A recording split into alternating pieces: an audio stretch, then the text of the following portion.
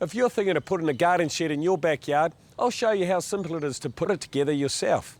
When you're choosing a shed, have a think about what you'll be using it for. If you're just storing a few tools, a small shed's fine.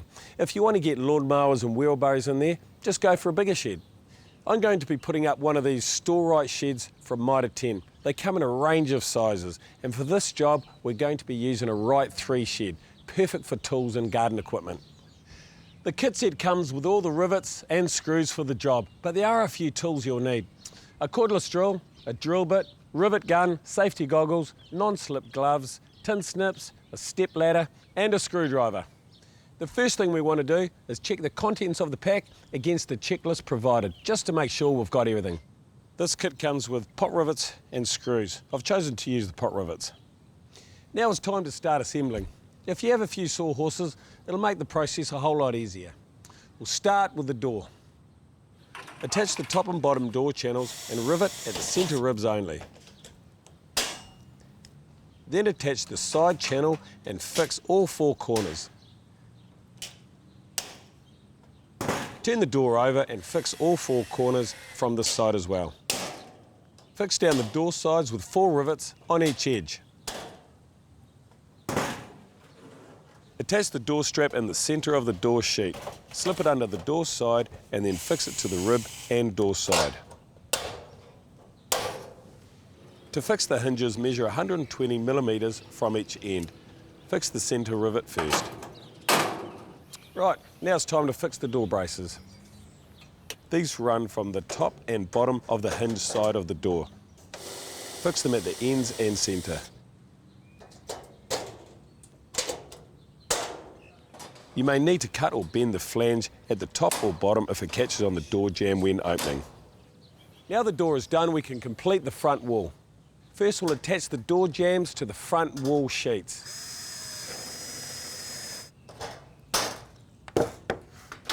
Now we'll attach the door to the front wall.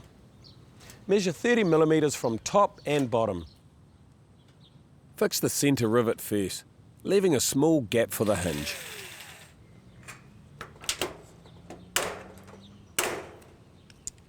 And then fix the channels to the top and bottom of the sheeting.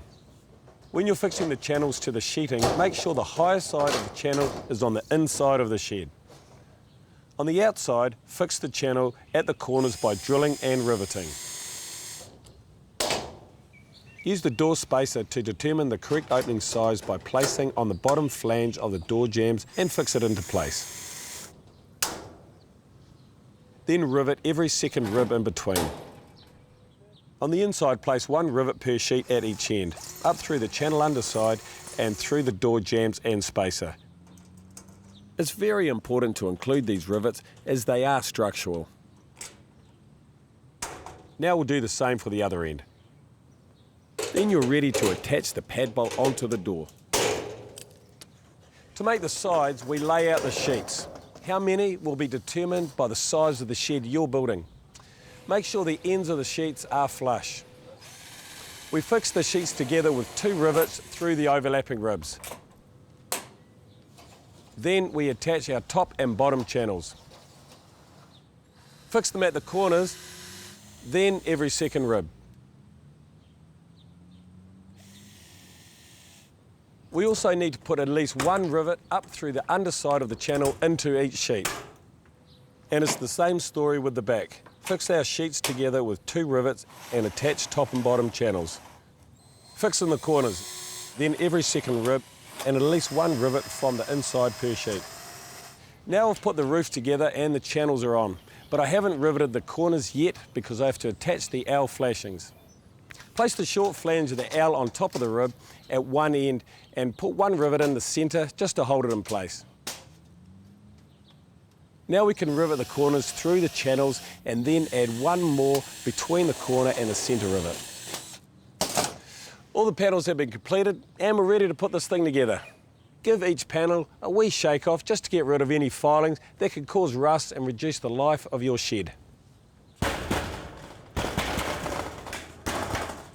Stand up the back wall, then bring the left wall in and fix from the outside, about 100 millimetres down from the top and 100 millimetres up from the bottom.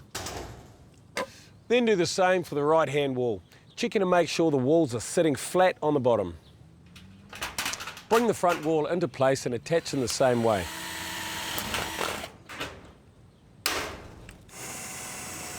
We'll finish joining the corners by adding rivets approximately 200 to 300 millimetres apart. You'll find it easier to drill these corners if they are supported from the inside. And now we're ready to use the concrete floor clamps to fasten the shed to the base using an electric drill and masonry bit. Our shed is going on a concrete base, but Storeright also supply wooden floor packs. Now we're ready to lift the roof into position. At the ends, add rivets through the L flashing into the top channel of the walls. Then place more rivets at 300 millimetre intervals.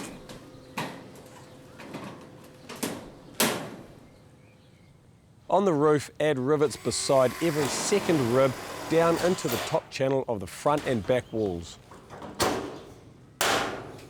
And there she is, a brand new garden shed, ready to fill, easy as. For all the help and advice you need to get the job done, just head down to Mitre 10.